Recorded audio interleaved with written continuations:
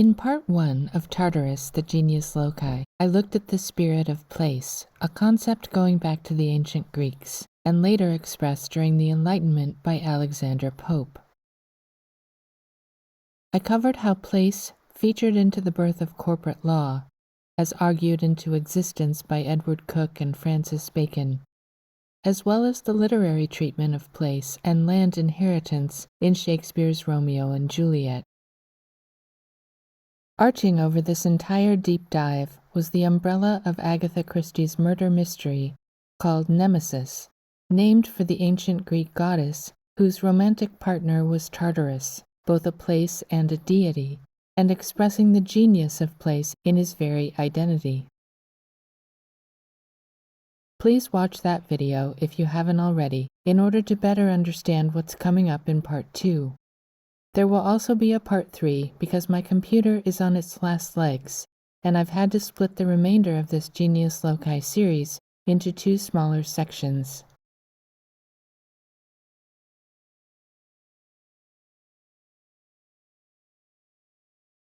In Chapter 5 of Nemesis, Miss Marple wonders to herself, Tour number 37 of the famous houses and gardens. Why? That is what I have to ask myself. Is it for some geographical or territorial reason? Her question is one we should also ask. Why? Is Christie centering her mystery around a tour of homes and gardens that she's numbered 37 for some geographical reason? The answer is, of course, yes, and this number 37 shows up in a lot of strange places, but one in particular is a geographical place. In the 19th century novel called In Search of the Castaways, Jules Verne writes of an exploration, a tour, if you will, of the 37th parallel south. A parallel is a geographical line of latitude parallel to the equator, and such lines are very different from ley lines because they're imaginary, a feature of the grid or coordinate system that we use to pinpoint the location of a place on the Earth. Geography is a way of describing the world that evolved from geometry, and yet the two systems, as forms of geolocation, are very different. According to the online etymology dictionary, the word geometry contains the ancient Greek roots ge, meaning earth, and metria, meaning measurement. But geographical maps don't utilize geometry in the way the ancients did, using measurements drawn out on a plane. Daniel Azuma, a software engineer at Google Cloud, explains the difference between mapping geographically and geometrically. Locations on the Earth's surface are typically specified using one of 2 general types of coordinate systems: geographic and projected.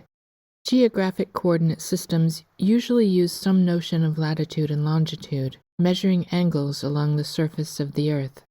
They are also embedded in a curved domain. What this means is you can't technically show latitude and longitude on a flat piece of paper or computer screen. Objects described in latitude and longitude are always curved, like the surface of the Earth. Distances measured between latitudes and longitudes are always measured along a curved surface. In the late 19th century, Jules Verne invented the genre of the geographical novel. And it's in Castaways that we find a connection to the geographic importance of the number 37.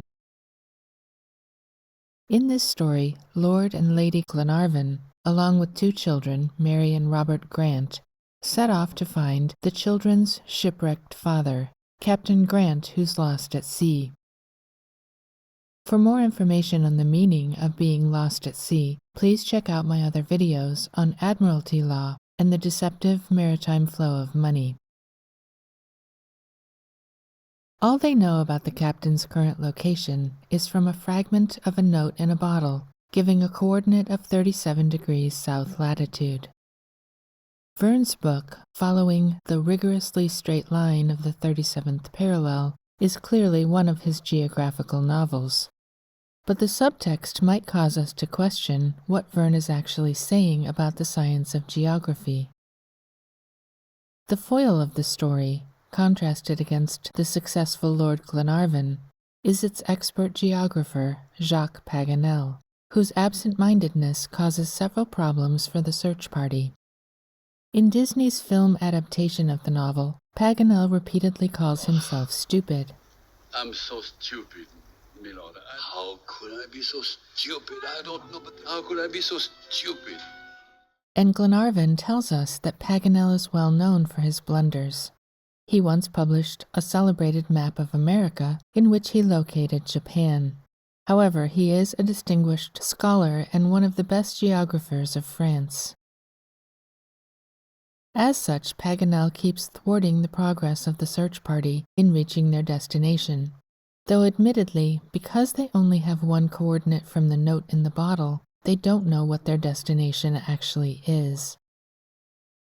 Despite the fact that his geographical expertise brings little value to the expedition, Paganel is determined to teach geography to the two boys in the story, Robert Grant and a boy named Tolene, who's found sleeping in a cemetery and assumed to be an orphan. Robert has also been orphaned, at least temporarily, by his father's shipwreck. However, neither boy is really an orphan. It turns out that Tolene was returning to his family after being away at school, where he had taken the first prize in geography. Of course, Paganel is all over that, and he tests the child's geographical knowledge greatly. But there's a repeating motif here of teaching geography to the young. At first glance, this doesn't seem surprising. We usually teach things to the young, but there's more to it. Both Nemesis and Castaways are stories with a subtext regarding the young. In fact, the original title of Castaways was The Children of Captain Grant, telling us that the story is more about the temporarily orphaned kids, Robert and Mary, than about their lost father. It's about the children's adventures and their challenges along the way, but what's particularly interesting is how young Robert responds to those challenges. Similar to Christie's Nemesis, in which the young Emlyn Price is portrayed as Tour 37's pro-Valley anarchist, in opposition to the Arch and/or the Hill, and who's suspected for a time of killing Miss Temple on the Monuments Hill. The young Robert Grant has similar experiences with respect to high and low points of land. He's not suspected of murder, but he does encounter dangers at altitude. Just as Elizabeth Temple did in Nemesis, the search party experiences danger on a high point of land. During an earthquake high in the Andes Mountains, the search party is caught in a landslide, and when they fall down the slope, young Robert goes missing in what Verne calls the Fatal Valley. He describes it this way because everyone in the search party now fears Robert is dead in either the valley itself or maybe a deeper crevasse. The valley hasn't been fatal to Robert and he's eventually found, but the experience highlights the fact that the adults express a bias, a preference for high points of land despite their inherent dangers. This is shown explicitly in the Disney adaptation, where Paganel leads the search party into the Andes, singing, "Let's climb, let's climb, let's climb," even if it means they'll die. And if we fall, crash, bang, and die a terrible death, never mind, we've had the joy of the climb. In Verne's novel, there's no song, but it's still Paganel who urges them upward. "We will follow you," replied Tom Austen. "And even precede you," added Paganel. "What is it, after all, to scale a chain of mountains whose opposite slopes afford an unusually easy descent? Forward, then, without hesitation." Of course, pushing everyone to climb is one of Paganel's many blunders, as he leads them up to a dangerous area prone to earthquakes.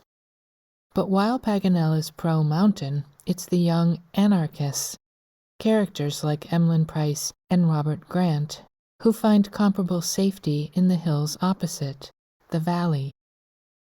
Verne gives us the same high-low dichotomy when the search party reaches New Zealand.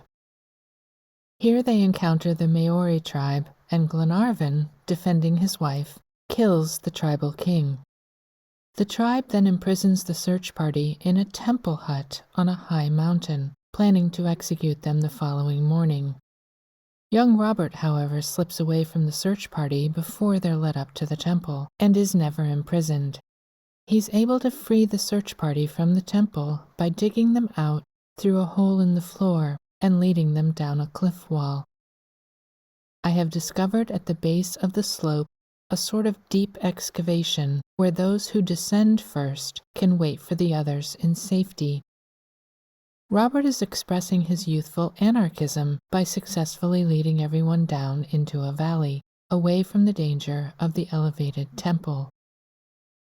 But as they descend, the Maori tribe spot them and drive them back up.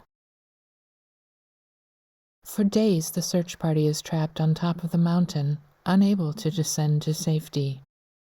Because the valley isn't now accessible, they must dig deeper, so to speak, and in chapter 53 they devise a plan. Paganel realizes that the mountain that they're trapped on is an old volcano with small subterranean fires just below the surface. They dig a crater to stage a mock volcanic eruption. This rocky mass covered a small natural crater in the peak, and only by its weight prevented the escape of the subterranean flames. If they could succeed in overturning it, the smoke and lava would immediately issue through the unobstructed opening. When the lava descends down on the Maori tribe, a way of escaping the mountain is now open to the search party. They've effectively tapped the valley, the fiery volcanic pit of Tartarus, to save themselves from the danger of the high land. But this isn't just a dichotomy between high and low plateaus of land. It's a dichotomy of the convex arc or arch and the concave pit. The convex arc also shows up in the lines of latitude, which are curved, but also straight and even parallel. And Jules Verne gives us a contrasting dichotomy in the scene with Ptolemy, who's being shipped home by train as a parcel of mail. However, this train derails, which is why he was sleeping outside. At this time, the late 1800s, trains were the modern method of mass travel across the Earth's surface, using two parallel steel rails, echoing the geographical parallel the search party is following. But something has gone wrong. A terrible accident had occurred, not a collision, but a running off the track and a fall into the river, which was filled with the fragments of cars and locomotives. Either the bridge had given way, or the engine had run off the track, for 5 coaches out of 6 had been precipitated into the bed of the Lutton. The last car, miraculously preserved by the breaking of its coupling, stood on the very verge of the abyss. Here we can see the parallel lines of the track, turning down into the ravine below the bridge, forming the downward, concave inversion of the arc. The derailed train reflects the search party's own problem. They're also following a parallel line, but though that line is a convex arc over the Earth's surface, they must repeatedly descend a concave line downward to escape catastrophe.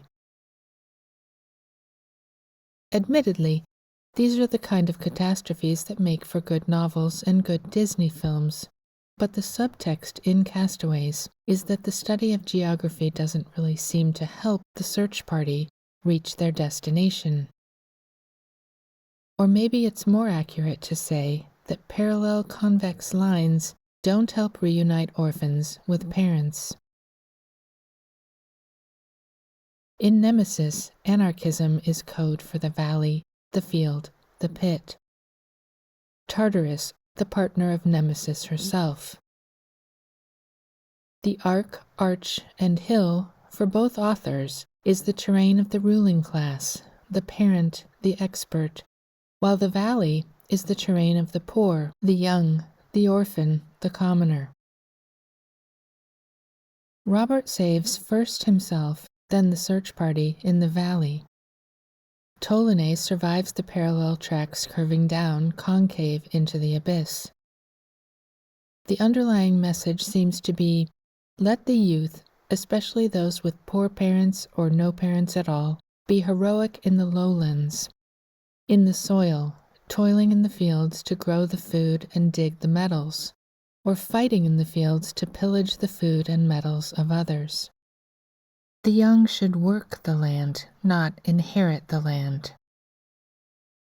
Meanwhile, the rulers and the adults will quietly keep to the safety of the mountains, tending to the temples and monuments that produce no food or useful goods, while they assure the young, through popular fiction, that the highlands are dangerous and the lowlands are safe. Verne was the perfect author to send this message, as the target audience for his geographical novels were young boys curious about the world. But this goes for girls too. Lord Glenarvan married his wife when he found Helena living as an orphan. He found her one day living alone, an orphan, almost without fortune, in the house of her father at Kilpatrick. He saw that the poor girl would make a noble wife, and he married her. This marriage moved Helena from the town, located at the foot of the Kilpatrick Hills, into a hilltop castle overlooking a valley. The castle of Malcolm, one of the most romantic in Scotland, is situated near the village of Luss, whose pretty valley it crowns. So Helena graduated from child orphan to an elite, castle-dwelling wife, and her short story was told in the altitude change of the land she inhabited.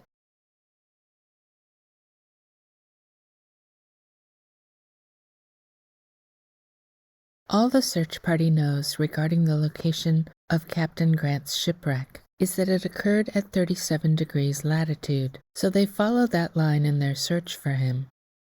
Eventually, they'll learn the other coordinate, 153 degrees longitude, and you may recognize 37 and 53 as Masonic numbers.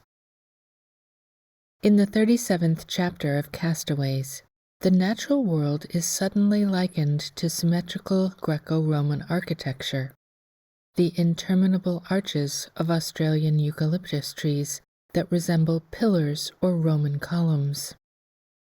Miss Marple's much later Tour 37 of Homes and Gardens, or Architecture and Outdoor Landscape, is an echo of Jules Verne's imagery of the 37th parallel, melding trees into columns, an outdoor landscape morphing into architecture. Columns are often used to support the arch, the interminable arches, and when Jules Verne likens trees to Roman columns, we're seeing Masonic symbolism from a Masonic author. The two columns of Freemasonry are called Joachim and Boaz, and refer back to the pillars of Solomon's Temple. In this video, I covered Kubrick's handling of this same symbol throughout the movie The Shining. Once the search party exit the trees, they walk into the village of Seymour, a simple parish that would like to become a municipality. Wikipedia defines a municipality this way. In ancient Rome, the Latin term municipium referred to a town or city. Etymologically, the municipium was a social contract among municipes, duty holders, or citizens of the town.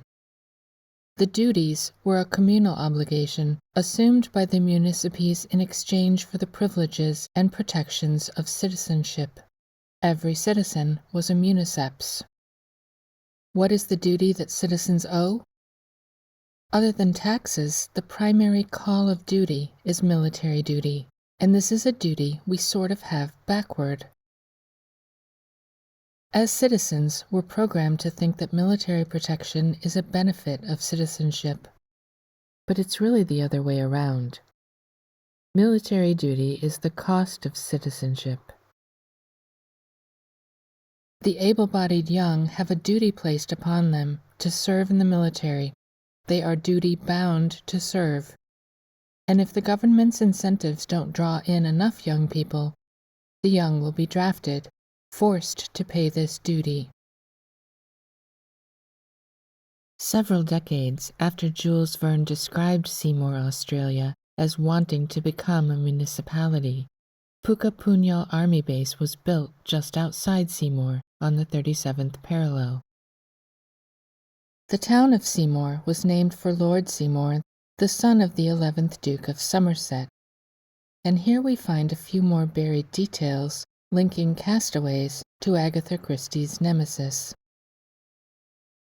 The Seymour family is the second family to hold the title of Duke of Somerset, a title that's connected with two houses, both called Somerset House. And this word alone echoes Tour 37 of the famous Houses and Gardens of Great Britain, even though in the BBC version it reads Homes. The first Somerset House was a townhouse in Mayfair, once occupied by the 11th Duke of Somerset, Edward Adolphus Seymour. His son, for whom Seymour, Australia was named, left this house to his daughter, who sold it before it was demolished in 1915 to be replaced by an apartment building of flats designed by the architect named Frank Verity. In fact, Frank and his father, Thomas Verity, were both architects, taking us back to the concept of architecture and the arch. The Verity family included several architects, including Terence Verity, Frank's nephew, and even Oliver Hill, celebrated for designing the British Pavilion at the Paris Exposition of 1937 and for his grand country houses. Notice that Thomas was born in 1837, and his son Frank died in 1937. Thomas was 53 years old when he died, as was his grandson Terence Verity. A series of Masonic numerological coincidences. The other Somerset House is more well known as a government office building, but the site originally held a Tudor palace. It was rebuilt and became a government or public office in 1775. Military offices there included the Navy Office and the Office of Ordnance. It also housed learned societies like the Royal Society, and the Royal College of Art, originally called the Government School of Design, was located at Somerset House from 1837 to 1853, two very Masonic numbers. It was replaced in 1853 by the Registry of Births, Marriages, and Deaths. Coincidentally, civil registration of births first began in England in 1837. Again, a series of Masonic numerological coincidences. Somerset as a place, a genius loci, is mentioned once in Nemesis here. They discussed the many tours they had been on, and finally the county of Somerset, where Miss Lumley and Miss Bentham lived, and where the difficulties of getting suitable gardeners could hardly be believed. This was referring to the fact that during World War I, the Somerset Light Infantry suffered nearly 5,000 casualties. According to Wikipedia, war memorials were put up in most of Somerset County's towns and villages.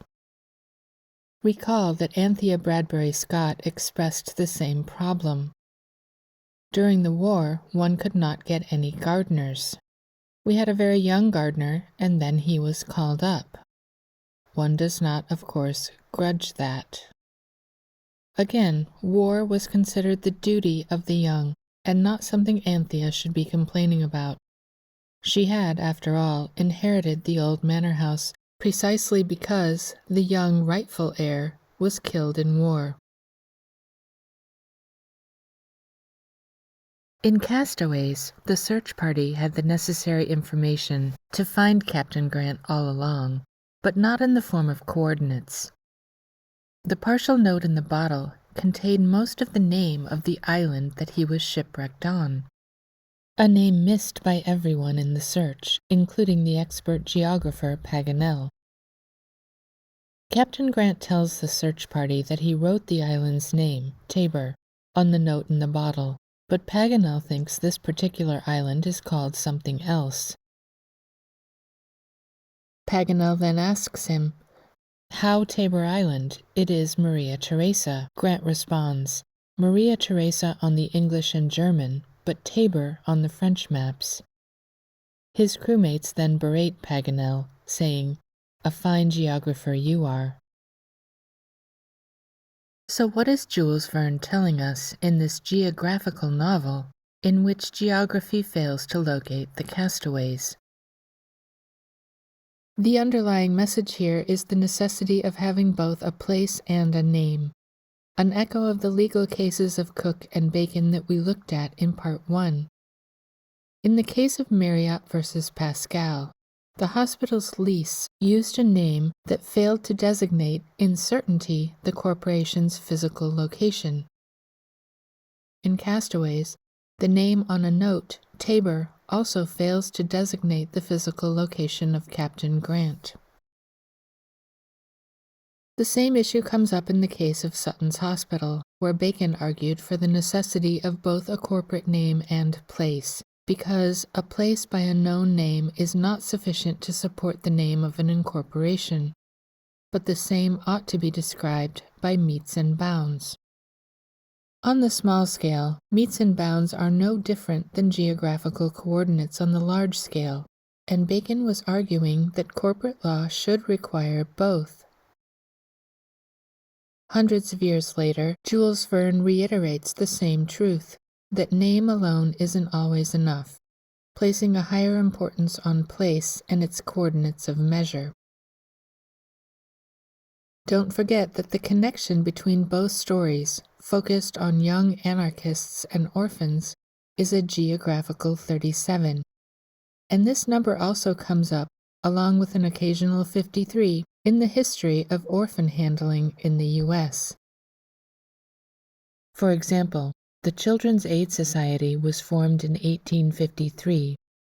A man named Charles Loring Brace served as its executive secretary for 37 years, and its first shipment of children, sent to Michigan, successfully placed 37 orphans. Recall the noteworthy parallel that the civil registry for births in England began in 1837, and that the registry for births moved to Somerset House in 1853. Masonic numbers connected to a government office, recording which births were heirs growing up on heritable land, and which births were orphans. Charles Loring Brace formed the Children's Aid Society because he was appalled at the number of orphans living on the streets of New York City. According to Wikipedia, the only options available to such children at the time were begging, prostitution, petty thievery and gang membership, or commitment to jails, almshouses, and orphanages. You might think the obvious solution would, in fact, be the orphanages mentioned, but Brace had another idea. He wanted to ship orphans into the Midwest as slave labor. This project became known as the Orphan Trains, and in her book of the same name, Marilyn Holt reported that the children were usually placed or adopted out as farm labor. Charles Loring Brace had resolved to make use of the endless demand for children's labor in the Western country. Martha Ullman also cites Mary Ann Mason, writing, "Labor was still the main attraction for prospective families in the early days of placing out." We can see from this disclaimer put out by the Children's Aid Society that the restrictions used on the children were similar to those of cults today. Children are not allowed to correspond with any friends or relatives without obtaining permission to do so from the society. But perhaps this cult-like organization wasn't any worse than what the orphanages were doing. This is a photo from the Louisville, Kentucky Masonic Widows and Orphans Home, built by the Olmsted brothers in the 1920s. The Olmsted landscape and architectural firm was founded by Frederick Law Olmsted, who designed the landscapes for sites like New York City's Central Park. His firm passed to his sons and would later design Masonic places like the George Washington Masonic National Memorial atop Shooter's Hill in Alexandria, Virginia, another memorial located on a hill, a high point of land. Frederick Law Olmsted, as a landscape architect, placed high design importance on the Genius Loci. In fact, Olmsted's biography was entitled Genius of Place, and Olmsted turns out to have been a lifelong friend from childhood of Charles Loring Brace.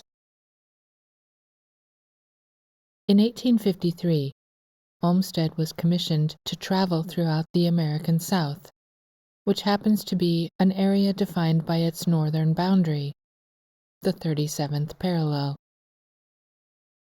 It's interesting to see that Olmsted, Illinois, a town founded just 20 years later, also sits on the 37th parallel. Oh, and Olmsted, Illinois also sits on Illinois Route 37.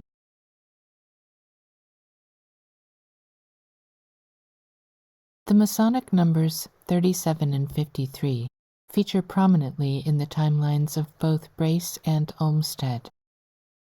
And Charles Loring Brace provides a further connection through his work with orphans to the British Registry of Births, with startup dates featuring the same Masonic numbers. But the fact that the Verity family of architects connect back to the registry's location at Somerset House makes me wonder if Agatha Christie's clues in Nemesis were pointing to something much larger, with all its commentary on young anarchists and young gardeners being called up for war.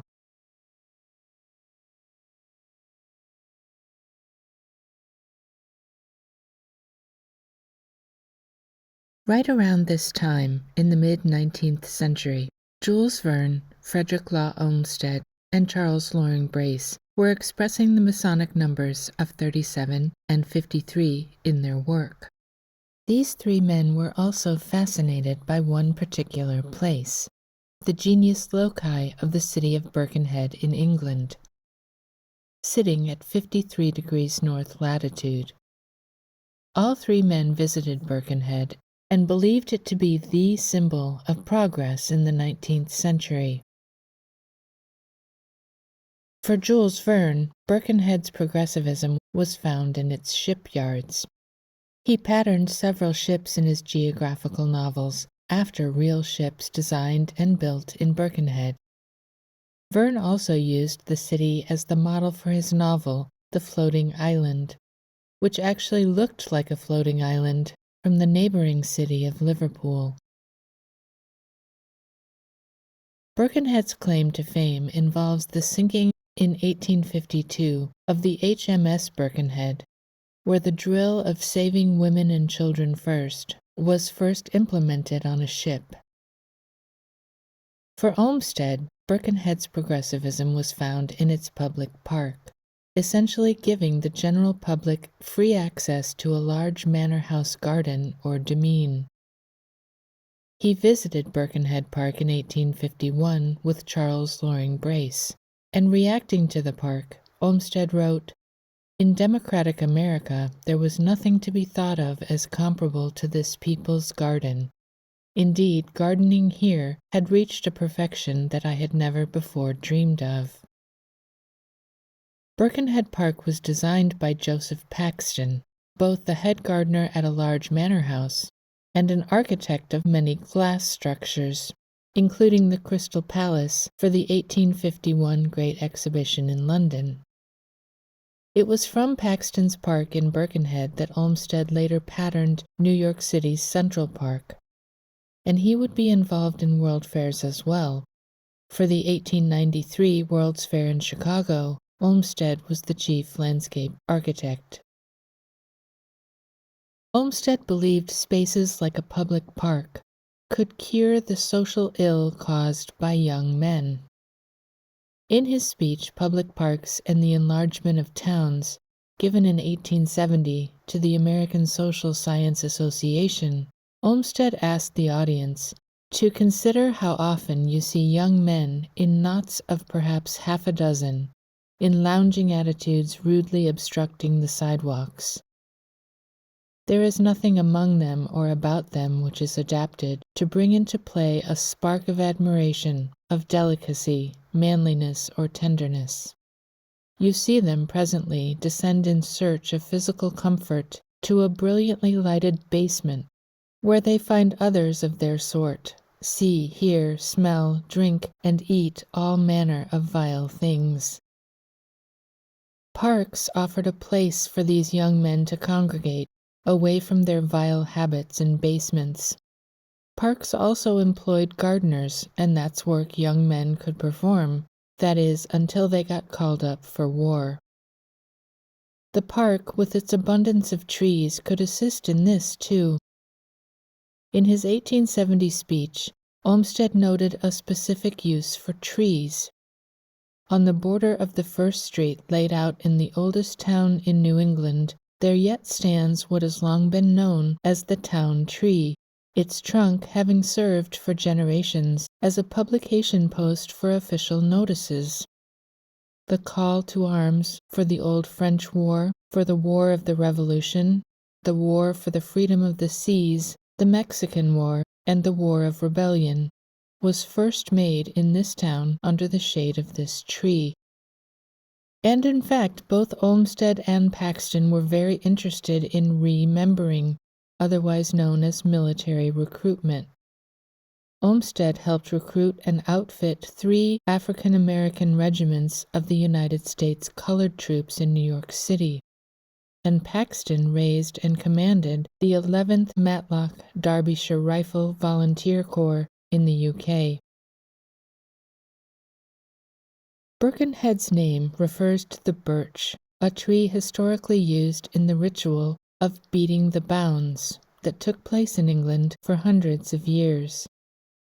Wikipedia says that checking the boundaries, beating the bounds, was a way of preventing encroachment by neighbors.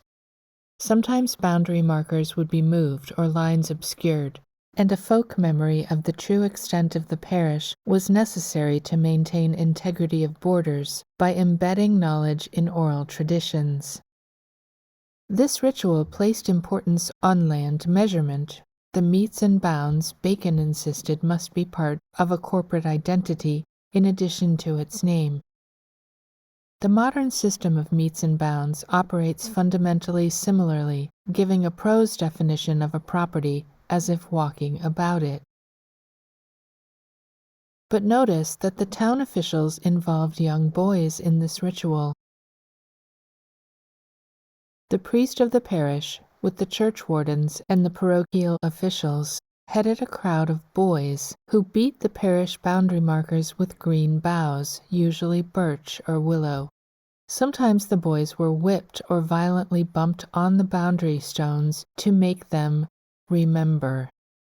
The object of taking boys along is supposed to ensure that witnesses to the boundaries should survive as long as possible. Wikipedia gives an eyewitness description of one beating of the bounds written in 1747. Whipping the boys by way of remembrance, and stopping their cry with some halfpence, we returned to church again. They were inflicting mild trauma to cause the boys to associate violence with territorial metes and bounds, which are also used in the demarcation of manor homes and ancient demesnes as lands to be inherited by the young, and all by way of remembrance. I would argue that their attempts to make the boys remember the boundaries of the town had nothing to do with forming a knowledge of the boundary stones' location, which are quite obvious and something girls could also be shown. This attempt to make the boys remember was instead a ritual of binding the boys through remembrance to join the defensive members of the town, repopulating or remembering the town's garrison. It was an early form of military recruitment. And this city of Birkenhead was named for the branch used to beat the boys while walking the boundaries, which is likely the reason both Olmsted and Verne were so fascinated with what's otherwise just another British town. Birkenhead represented the physical act of remembrance. Just as public lands, like parks, are often the sites of memorials and places of remembrance, which seems to be why Olmsted patterned Central Park after Birkenhead's Genius Loci.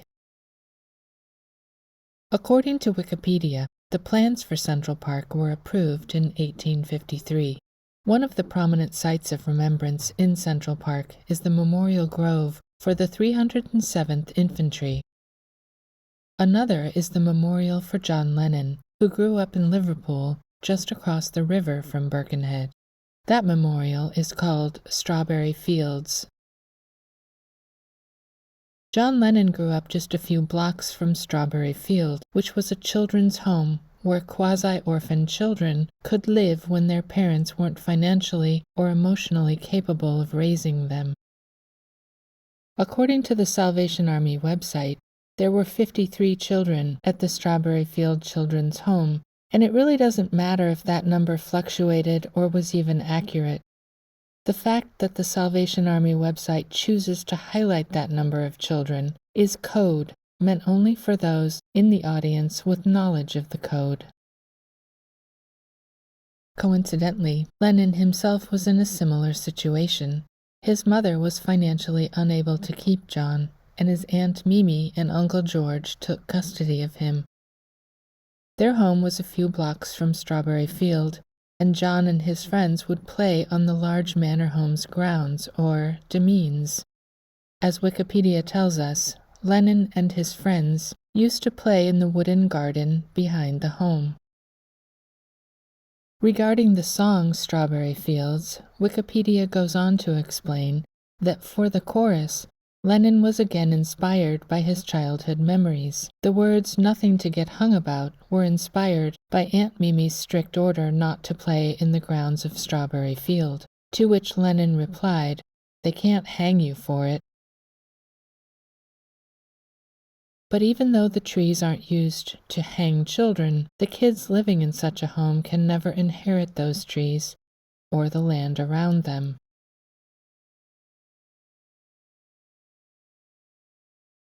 According to Wikipedia, Lennon wrote the song Strawberry Fields Forever while he was in Spain filming a movie, Richard Lester's How I Won the War, about a World War II platoon, fictional and farcical, but portraying the typical military unit that was populated or membered by British boys who grew up beating the bounds.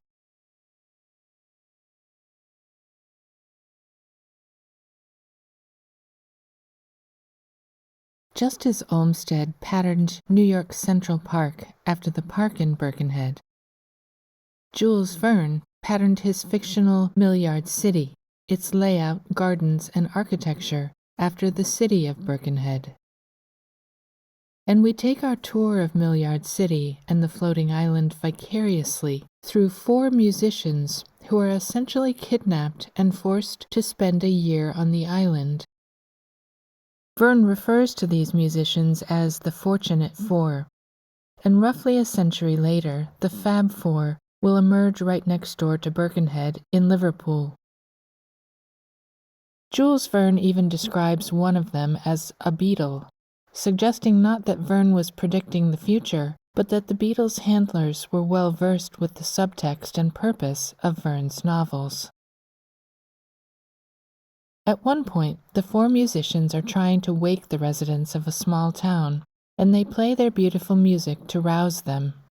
When that doesn't work, Zorn, considered the leader of the band, suggests they play out of tune with each other, creating a cacophony, a discordant mixture of sounds or an unpleasant jumbled noise. This is similar to McCartney's description of his intention behind the song Helter Skelter. According to Wikipedia, McCartney said he then wrote Helter Skelter to have the most raucous vocal, the loudest drums. The article quotes McCartney as saying, "I'd read a review of a record which said, and this group really got us wild. There's echo on everything, they're screaming their heads off. And I just remember thinking, oh, it'd be great to do one. And I had this song called Helter Skelter, which is just a ridiculous song. So we did it like that, 'cause I like noise." The fact that the four musicians are kidnapped and forced to play music on the floating island implies that music has been hijacked, perhaps to conform to Masonic rules. As I discuss in the next octave, Marin Mersenne, though not a Mason himself, perfected equal temperament tuning using a straight edge and compass, and both Lennon and McCartney have given the Masonic hidden hand symbol. The Beatles have certainly been incredibly successful at broadcasting equally tempered music into the world. Wikipedia also references this quote from a book by Barry Miles. McCartney said that he was using the symbol of a helter skelter as a ride from the top to the bottom, the rise and fall of the Roman Empire, and this was the fall, the demise. This movement from top to bottom and back to the top is the act of revolving, pointing to revolutions in war being the periodic reset where the process ends before it begins again. I looked at this idea on a deep dive into Shakespeare's Twelfth Night, where the letter Malvolio receives tells him to revolve.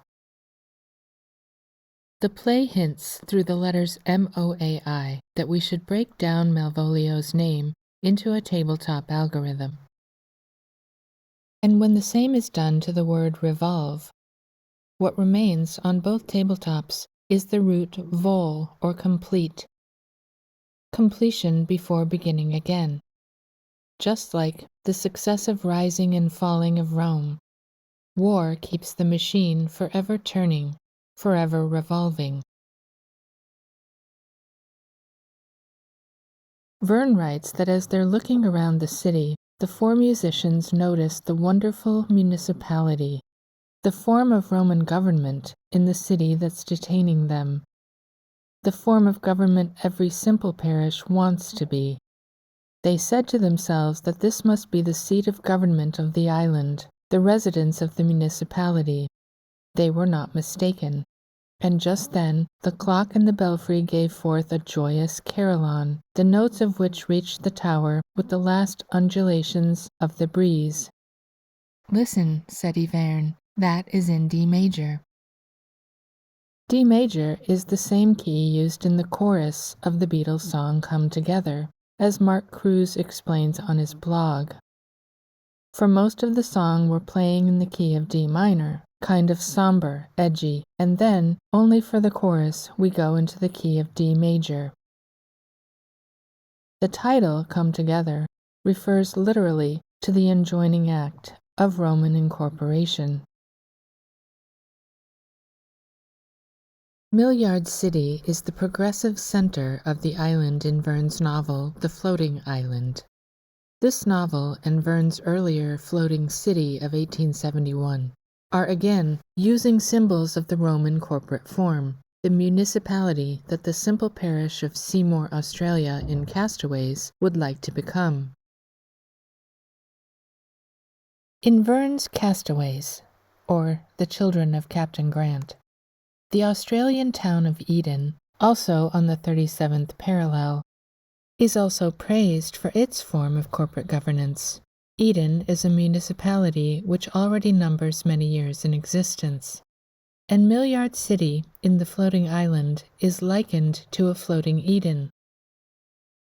Why is that important, the floating part? Because unlike a municipality on land, a floating municipality isn't bound to map coordinates. It can move just like a ship and take its jurisdiction along for the ride. The city of Birkenhead sits on the 53rd parallel north, but because Millyard City moves, It has no defining coordinates fixing it to the Earth's grid. The floating island perfectly expresses the Roman corporate form, because a corporation doesn't base its rules on its location. Recall from Part 1 that Cook secured that ability for them in 1612, finding that a corporation's name was enough. A place was no longer legally required. Corporate laws are referred to as policy, a term that originated in law French. I first noticed it in John Frampton's 1580 travelogue, A Discovery of the Countries of Tartaria, Scythia, and Cataia. Frampton was trying to determine a feasible trade route to China for the Muscovy Company, a precursor to the similar British East India Company. Early in his book, Frampton makes an especially intriguing statement, writing that the Tartars near Mongolia were living without any laws or policy. Seeing the word broken up with a colon in this way makes the meaning more obvious, as the city here or the city present, the idea that the city is wherever its citizen happens to be. Such a concept would be invaluable to the early corporations of adventurers exploring the far reaches of the world for trade routes. A legal concept regarding the city present could refer to an adventurer's legal ability to bring his own city, with all its legal protections, with him into new lands, and as such would be the ultimate circumvention of local jurisdiction. We see this explicitly mentioned in Chapter 13 of Verne's Floating Island. The French protectorate not only embraces the island of Tahiti and the island of Moorea, but also the neighboring group. In truth, the Parisians might believe themselves in France, in a French port. The corporate form of the floating island is there to protect its members, to remove liability, and allow individuals to hide within the unaccountable corporate group. So we shouldn't be surprised that a century later, 4 fab musicians would spring up right next door to Birkenhead and start singing nonsense about the rise and fall of the Roman Empire. Of course, that song came much later in the band's evolution. When they first started out as Mop Tops in the early 60s, they were singing simpler songs about holding hands and falling in love.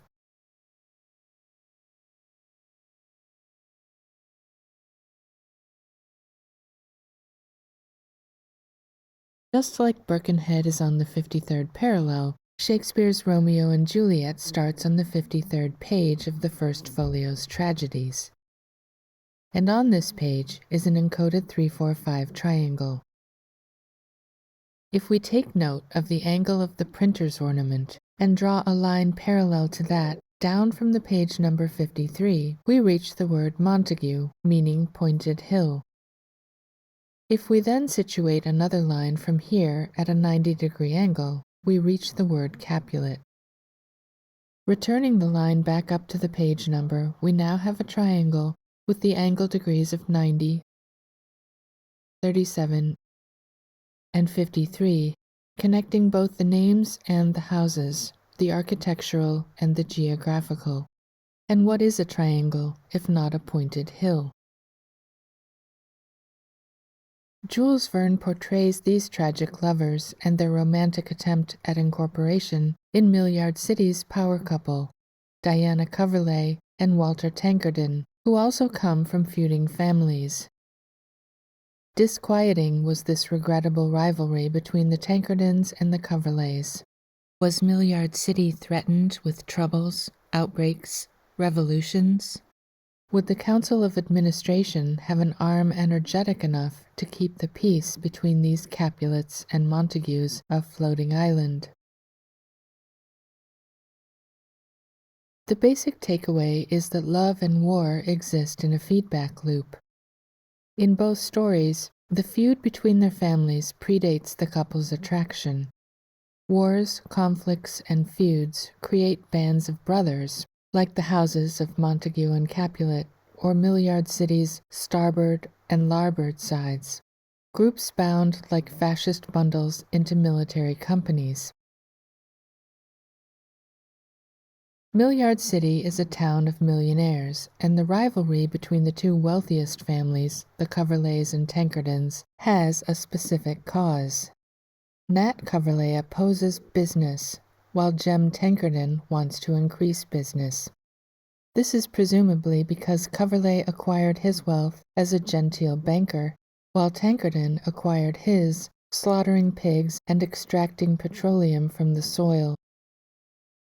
Nat Coverley has come to the floating island to retire, to sit comfortably and consume baubles and entertainment, while Jem Tankerton is getting antsy and drums up support on his side of the island to initiate trade. A rumor had spread that the old merchant of Chicago and a few of the Larbardites were going to found a trading business, that they were asking the company for permission to build a huge establishment, that they were going to import 100,000 pigs, and that they would slaughter them and salt them and sell them in the different archipelagos of the Pacific. What Verne is illustrating in the feud between Tankerton and Coverley is a rivalry between profit-seeking and rent-seeking, between old-fashioned producers like Tankerton gaining wealth through hard work, and the class of economic parasites like Coverley looking for wealth without work, without producing anything. Rent-seeking is defined by Wikipedia as the act of growing one's existing wealth by manipulating public policy or economic conditions without creating new wealth. And that's the key point here. The failure to create new wealth is the failure to actually create something of value. Things like food or clothing, building a cabin or plowing a field, useful things for society that we consider productive economic activities. This is the same problem that occurs when the adults keep to the hills and produce no useful goods as they tend to the temples and monuments. The municipality on the floating island seems to support only one side of this rivalry, that of Coverley's rent-seeking, and notice where they are when the town guide proudly explains this to the four musicians. "Gentlemen," said Munbar, "we are at the beginning of 37th Avenue. In this quarter there are no shops, no bazaars, none of that movement in the streets which denotes a business existence. Instead, the island is financed entirely by custom dues, a tax on imports and exports. We do not bother about business. The only commerce is that needed by the wants of the island, and we shall never offer strangers the equivalent of the World's Fair at Chicago in 1893 or the Paris Exposition of 1900. The mighty religion of business does not exist. It is not to trade we look for the needful revenue of floating island, but to the custom house. Our customs dues yield all we require." The two opposing sides of the island, starboard and larboard, express a duality also seen in the city's architecture. The Roman Catholic or corporate architecture is promoted by the city's guide as superior to the architecture found on the Protestant side of town. He tells the four musicians it is here that the practical people live, while the Catholics, who are more intellectual and refined, occupy the east section. That tells you that this temple is the Protestant temple. "It looks like it," observed Verne. "With its heavy architecture, prayer would not be an elevating toward the sky, but a crushing toward the ground." Architecture, place, and the Genius Loci are at the heart of this basic struggle between starboard and larboard, Capulet and Montague. On the day the young lovers, Walter and Diane, are to be married, the floating island is invaded by savages. Several island citizens are killed, and it's the retired king who steps in as the hero. First, he implements the Birkenhead Protocol. First of all, at the King of Malacarly's proposal, most of the women and children were sent to the town hall. Then the king shoots the leader of the invading savages. When it's all over, the king retreats to his home on, again, 37th Avenue. After the affair was over, the king of Malacarly, accompanied by the queen, returned to his house in 37th Avenue, where the Council of Notables conveyed to him the thanks which his courage and devotion to the common cause deserved. A king, remember, is the opposite of corporate governance. He is one person, accountable for his actions, where the members of a corporate body are several, anonymized and unaccountable. This direct allusion to Romeo and Juliet in Verne's Floating Island might cause us to ask yet again, what's in a name? And we can approach the name of Coverley the same way we approach the names Risley and Lumley in Nemesis, as a subtle reference to ley lines in the land, though the land of the floating island has grid lines made of steel. The subsoil of the new island was made safe from distortion and breakage by cross girders, riveting, and bolting.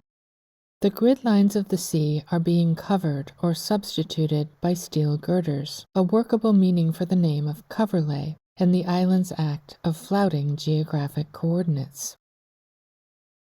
Jules Verne 1871 novel, The Floating City, also plays with the concept of a place without fixed coordinates, and this floating city is a ship that departs from, guess where, the actual city of Birkenhead at the 53rd parallel north. In an early chapter of The Floating City, we encounter a tall, bony woman who's referred to throughout the novel as the Mad Woman. If you've seen my earlier video, Decoding Mad Woman Chess, you'll know that when the Queen first emerged as a chess piece, the fact that she could move in all directions seemed so bizarre to chess players that the game was dubbed Mad Woman Chess.